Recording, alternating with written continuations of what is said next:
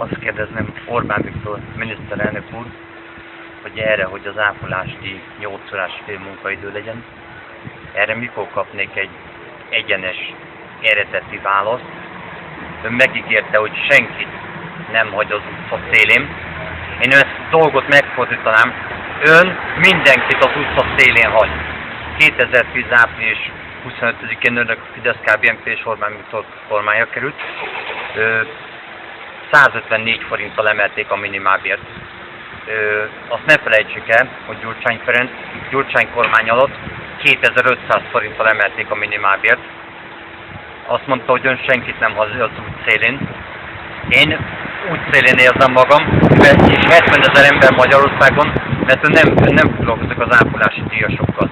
Ön nem érdekli azt, hogy ezek az emberek 24 órában kőkeményen dolgoznak, nekik nincs vége a munkaidejének 8-tól 4-ig, 7-től 3-ig vagy 6-tól 2-ig, nekik 24 órában kőkeményen dolgozni kell, úgy, ahogy Szanyi Tibor országgyűlési képviselő mondta.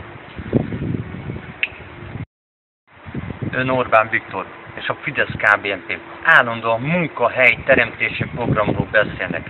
Miért nem dolgozhat 70 000 ember 8 órás munkaidőbe? Erre miért nem kaphatnék eredeti tiszta választ? Miért csak autógyárokról beszélünk? Autógyárokról, ahol embereket foglalkoztatnak. De addig is el kéne jutni, hogy oda szaktudás is kéne.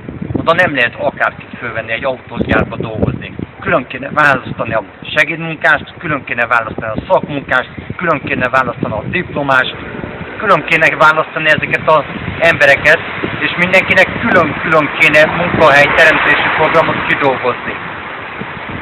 Nem elég az, hogy csak bejelentenek 1-2 hónapban egy olyan kérdés, hogy megnyitottak egy autógyárat, megnyitottak valami mást, és oda fölvesznek nem tudom hány létszámú embert. Hol vannak a szakmunkások, hol vannak a segédmunkások, hol vannak a diplomások, hol vannak, akiknek csak 800 általánosa van, azok az emberek hol vannak? Azokról hol lesz gondoskodva? Hol a munkahely teremtési program? Még egyszer megismétlem. Ön azt mondja, Orbán Viktor miniszterelnök úr és a Fidesz-KDNP, hogy nincs megszorítás Magyarországon. Még egyszer megismétlem, a 154 forintos minimálbérelés az nem megszorításnak minősül? A devizahitelesek, hogy nem tudják kifizetni az adósságukat, az nem megszorításnak minősül? A gáz, a villanyszámla, a távhő, a víztartozás, a emelkedő élelmiszerárak, az nem megszorításnak minősül?